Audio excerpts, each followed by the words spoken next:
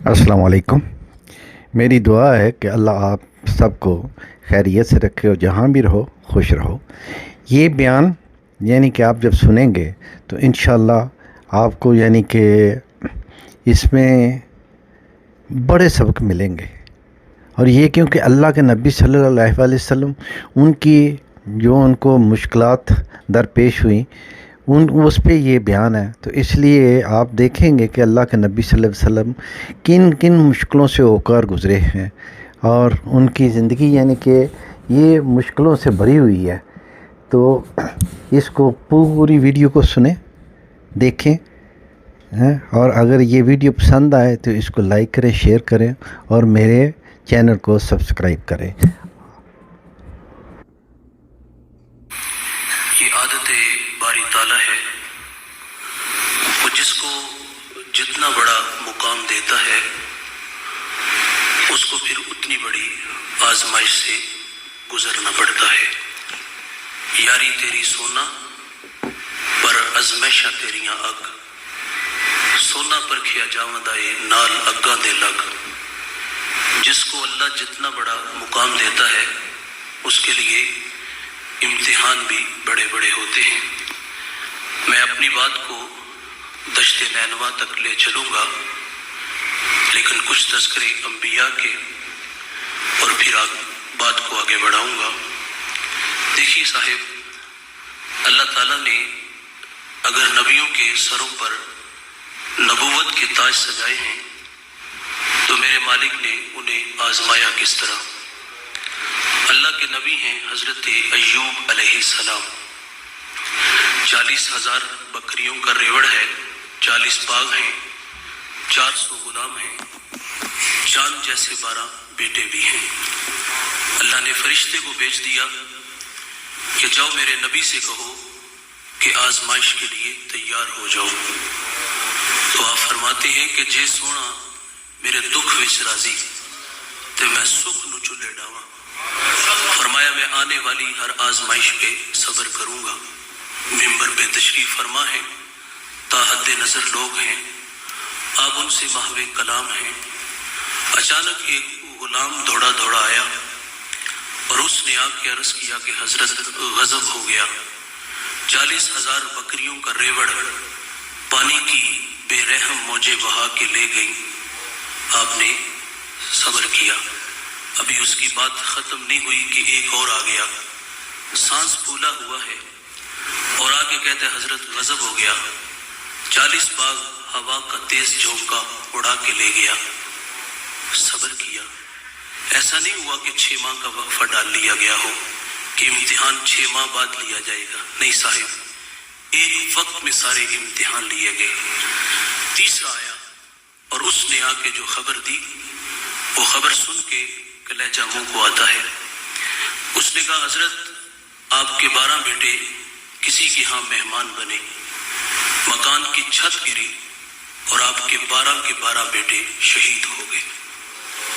औलाद आंखों की ठंडक मन का करार होती है, असाई पीरी होती है, एक झटके में 12 बेटे भी चले गए। हजरत अय्यूब अलैहिस्सलाम का सारा बदन जख्मों से चूर चूर हुआ, शहर वालों ने शहर से निकाल दिया। जख्म जब नोके जुबान पे आए तो अल्लाह के नबी गोया हुए, शिकवा नहीं किया। शिकवा हम करते हैं कि या अल्लाह सारी आजमाइशें हमारे लिए, लेकिन जो अहलुल्लाह होते हैं वो राजी बर रिजा रहते हैं। मोहब्बत की जुबान बोली, मालिक 40,000 बकरियों का रेवड़ पानी की बेरहम मौजे बहा के ले गई, मैं ना बोला। 40 बाग हवा का तेज झोंका उड़ा के ले गया, अल्लाह मैं ना बोला। मेरे चांद जैसे 12 बेटे शहीद हुए, अल्लाह मैं फिर भी नहीं बोला। मेरे अंग अंग में जख्म आए, फिर भी नहीं बोला। शहर वालों ने शहर से निकाल दिया, फिर भी नहीं बोला। लेकिन मेरी मालिक, मेरी तुझसे एक दरख्वास्त है कि मेरी इस जुबान को महफूज रखना, वो इसलिए कि ये जुबान तेरा नाम लेती है, ये जुबान तेरा तस्करा करती है। उठती बहती टुरती फिरती सुतियां ते जागदी, नाम जपदी रोते खपदी बेहुसुर इस राग दी। नाम जपिया कुर्ब मिलदा, नाम दी कर पूरी साम, شیشی وچ کستوری جے کر پھر ضرورت کاغ دے. جنہیں عزتیں ملتی ہیں وہ آزمائے جاتے ہیں. میرے اور آپ کے آقا و مولا نبی رحمت صلی اللہ علیہ وسلم آپ امام الانبیاء ہیں. اور دیکھیے آزمائشیں کتنی آئی. حضور ابھی دنیا میں تشریف نہیں لائے، شکم مادر میں ہے کہ آپ کے سر سے آپ کے والد کا سایہ اٹھا لیا گیا. یہ اس وقت ہوا کہ جب حضرت عبداللہ رضی اللہ تعالیٰ عنہ شادی کے کچھ عرصہ بعد ملک شام چلے گئے اور وہاں سے واپس عبد المطلب کے ننہال یثرب آئے. یثرب بیماریوں کا گھر تھا. آپ آئے اور آپ بیمار ہو گئے. قافلہ والے چند دن ٹھہرے کہ جناب کی طبیعت بحال ہو تو ہم ساتھ لے چلے. طبیعت دن بدن بگڑنے لگی، مجبوراً قافلہ واپس چلا گیا. تھوڑے دنوں بعد حضرت عبداللہ کا انتقال ہو گیا اور یہ خبر مکہ المکرمہ میں عبد المطلب کے خاندان پر بجلی کی طرح گرتی ہے. سیدہ آمنہ رضی اللہ تعالی عنہا، انہوں نے تو ابھی اپنے ماہ تمام کو جی بھر کے دیکھا بھی نہیں تھا اور ان کا جی چاہتا تھا کہ میں اڑ کے یثرب چلی جاؤں، مٹی کے اس تودے کو دیکھوں اور اس کی خاک کو اپنی آنکھوں کا سرما بناؤں. لیکن جس امانت کا آپ کو امین بنانا تھا اس کی حفاظت کے ذمہ نے حضرت آمنہ کو روک لیا. میرے نبی ابھی دنیا میں آئے نہیں، سر سے باپ کا سایہ اٹھا لیا گیا. 6 سال عمر ہوئی، چلنے پھرنے کے قابل ہوئے، سفر کی صحبتیں سہنے کے لائق ہوئے تو سیدہ آمنہ نے اپنے من کی کہانی اپنے سسر عبد المطلب سے کہہ ڈالی. 6 سال جدائیوں میں گزرے ہیں، اگر آپ رخصت دے تو میں اس خاک کو آنکھوں کا سرما بنا لوں. آپ نے اپنی جوان سالہ بہو کو اجازت دے دی. ساتھ ام ایمن رضی اللہ تعالی عنہا کو بھیج دیا. یہ نفوس قدسیہ مکہ سے یثرب آئے. 1 مہینہ یا اس سے کچھ دن زیادہ ٹھہرتے ہیں اور پھر واپس لوٹ آتے ہیں. آدھا سفر طے کر لیا، آدھا سفر ابھی باقی تھا. ابوا نامی ایک چھوٹی سی بستی آئی اور وہاں سیدہ آمنہ رضی اللہ تعالی عنہا آ کر کے رک جاتی ہیں. آپ کو بخار ہو گیا اور جان گئی کہ یہ بخار میری جان لے لے گا. ام ایمن سے کہا کہ میرے بیٹے کو باحفاظت امیر قریش تک پہنچا دینا اور وقت رخصت حضور کو پاس بلا لیا. ادھر بچپنے کی معصومیت، پیشانی میں نبوت کا نور اور ادھر ماں اداس تھکا ہوا لہجہ بیٹے میں کھپ سی جاتی ہے. 2 باتیں کی اور پھر ہمیشہ کے لیے پہاڑوں میں سو گئی. فرمایا بیٹے، کل حی میت، کل جدید بال، کل کبیر یفنا، وانا میتۃ وذکر باق وولدت طہرا. فرمایا بیٹے، ہر نئی چیز نے پرانا ہو جانا ہے، ہر باقی نے فنا ہو جانا ہے.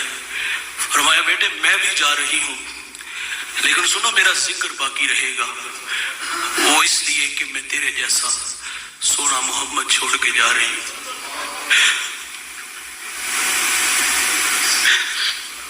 سانسوں کی مالا ٹوٹ گئی، موتی کہیں فضا میں بکھر گئے.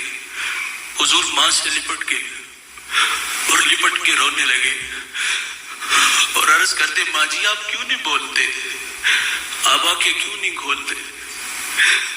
ہنستا چمن خاموش ہے. جانے والے بھائی نہیں آتے لیکن کچھ جانے والے ایسے ہوتے ہیں جو دلوں میں دھڑکن بن کے رہتے ہیں، خوشبو ہوتے ہیں جو پاس پاس رہتے ہیں. حضور ماں سے لپٹ کے روئے، پھر اپنے ننھے ہاتھوں سے کالے پتھروں کی قبر بنائی، اس پہ آنسوؤں کا چھڑکاؤ کیا. جہاں تک ماں نظر آتی رہی پلٹ پلٹ کے ان کالے پتھروں والی قبر کو دیکھتے ہیں. میں نے سیدہ آمنہ رضی اللہ تعالیٰ عنہ کے مزار کی 2 دفعہ زیارت کی ہے. یہ مدینہ سے 350 کلومیٹر کے فاصلے پر ہے. رات 1:45 بجے پہاڑ کے نیچے تھے، ماحول بالکل خاموش تھا، ہوا کا کہیں سے کوئی ایک جھونکا بھی نہیں آیا. لیکن سیدہ کے قدموں میں جا کھڑے ہوئے، ایسے لگا کہ اللہ نے جنت کے 8 دروازے ہی کھول دیے. آج بھی جنت سے ٹھنڈی ہوائیں سیدہ کو سلام کرنے آتی ہیں. ام ایمن کہتی میں حضور کو لے کے پہاڑ سے نیچے اتری تو پیچھے پلٹ کے دیکھا تو حضور میرے ساتھ نہیں تھے.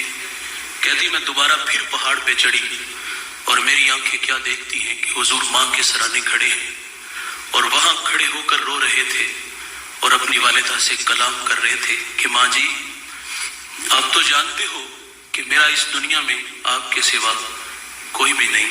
ام ایمن کی بھی جان نکل گئی، حضور کو سینے سے لگا لیا۔ آقا فرمایا کرتے تھے کہ ام ایمن میری ماں کے بعد میری ماں لگتی ہے۔ میرے بھائی جس سے عزتیں ملتی ہیں وہ آزمائے جاتے ہیں۔ ابھی آئے نہیں، باپ نہیں، 6 سال کی عمر ہے، ماں نہیں۔ کفالت کا ذمہ جناب عبد المطلب رضی اللہ تعالی عنہ نے اٹھا لیا۔ دادا نے بڑی محبتیں دی، کھانا کھاتے ہیں، ساتھ بٹھاتے ہیں، سوتے ہیں، پہلو میں لٹاتے ہیں۔ ذل کعبہ عبد المطلب کی مسند بچتی تھی جس پر بیٹوں کو بھی بیٹھنے کی جرت نہیں تھی۔ حضور لاڈلے تھے، دادے کی مسند پر بیٹھ جاتے۔ 2 سال گزرے، بے پناہ محبت وصول ہوئی۔ صاحب غم کی کہانی ٹوٹی نہیں، سیلاب تھما نہیں۔ 2 سال بعد جناب عبد المطلب کا انتقال ہو گیا۔ راوی کہتا ہے کہ آگے آگے مکے کے بازار میں عبد المطلب کا جنازہ جا رہا تھا اور پیچھے پیچھے ایک 8 سالہ بچہ تھا جو مکے کی کبھی اس دیوار سے لپٹ کے روتا ہے تو کبھی اس دیوار سے لپٹ کے روتا ہے، اور رونے والے میرے آقا تھے۔ پھر کفالت کا ذمہ جناب ابو طالب نے اٹھا لیا۔ چچا نے بڑی محبتیں دی۔ آپ کثیر العیال تھے اور آپ کی معیشت بھی کوئی اتنی مضبوط نہیں تھی۔ میں نے حضور کا بچپن پڑھا ہے۔ اما حلیمہ فرماتی کہ حضور کو بچپن میں اگر بھوک لگی بھی ہوتی تو کبھی بھوک کا مطالبہ نہیں کیا تھا۔ میں بچوں کی بات نہیں کروں گا، ہم بڑے ہو گئے ہیں، اب بڑھاپے کی طرف سفر ہے۔ وقت پہ کھانا نہ ملے تو ہم گھر کے برتن توڑ دیتے ہیں، خواتین پہ ہاتھ اٹھاتے ہیں، گالیاں دیتے ہیں۔ لیکن حضور کا بچپن اتنا شاندار ہے بھائی، کھانا کا کبھی سوال بھی نہیں کیا تھا۔ حضور پروان چڑھتے رہے، جوانی کی دہلیز پہ قدم آیا۔ جزیرہ عرب میں حضور کی امانت صداقت کے تذکرے ہونے لگے۔ جنہیں عزتیں ملتی ہیں وہ آزمائے جاتے ہیں۔ مکے کے بازار اور گلیوں میں جس طرح ان لوگوں نے حضور کو تکلیفیں دی، کانٹے بچھائے، اجریاں پھینکی، گالیاں دیں، گلے میں رسی ڈال کے توڑ ڈالا گیا۔ عام الحزن بھی آیا، شیب ابی طالب میں بھی محصور رہے۔ کتنے دکھ حضور کی زندگی میں۔ حضور طائف چلے گئے کہ وہ پڑھے لکھے لوگ ہیں، میں انہیں اپنی بات سناتا ہوں، لیکن انہوں نے بھی حضور کی دعوت کو مسترد کر دیا۔ آقا پلٹنے لگے تو فرمایا میں آیا، میں نے تمہیں اپنی بات سنائی، تمہاری قسمت کہ تم نے قبول نہیں کی، لیکن مہربانی کرنا کہ میرے آنے کی خبر مکہ کے لوگوں کو نہ دینا۔ تو انہوں نے کہا ہم تو ضرور بتائیں گے، ہم تو اس کی تشہیر کریں گے۔ آقا پلٹنے لگے۔ طائف کا بازار ہے، 2 رویا ستارے ہیں، اوباش لڑکے ہیں اور ان کے ہاتھوں میں پتھر ہیں۔ آقا فرماتے میں قدم اٹھاتا ہوں تو وہ میرے پاؤں پہ پتھر مارتے ہیں، مجھے درد ہوا تو میں زمین پہ بیٹھ گیا۔ آقا فرماتے وہ آگے بڑھے، مجھے انہوں نے کندھوں سے پکڑا، پھر کھڑا کیا اور چلنے پہ مجبور کیا گیا۔ میرے نبی فرماتے میں دوسرا قدم اٹھاتا ہوں تو وہ میرے دوسرے پاؤں پہ پتھر مارتے ہیں۔ بدن لہو لہان ہے۔ جوانوں، اس دین کی بنیادوں میں پیغمبر کا خون ہے۔ دین یوں ہی نہیں پھیلا۔ میں اوکاڑا ایک جگہ خطاب کر رہا تھا تو کچھ لوگ مجھ سے ناراض ہو گئے۔ وہ کیا، اقبال نے کہا تھا کہ چمن میں تلخ نوائی میری گوارا کر، کہ زہر بھی کرتا ہے کبھی کار دریا کی، کڑوی کسیلی یہ قبول کیجئے گا، سچ آکھیے تے پامبڑ بلدے نے۔ میں نے برملا برجستہ یہ بات کی، کچھ لوگ ناراض ہوئے، وہ ذاتی معاملہ تھا، لیکن میں نے یہ بات حقیقت میں مبنی کی کہ دین یوں ہی نہیں پھیلا۔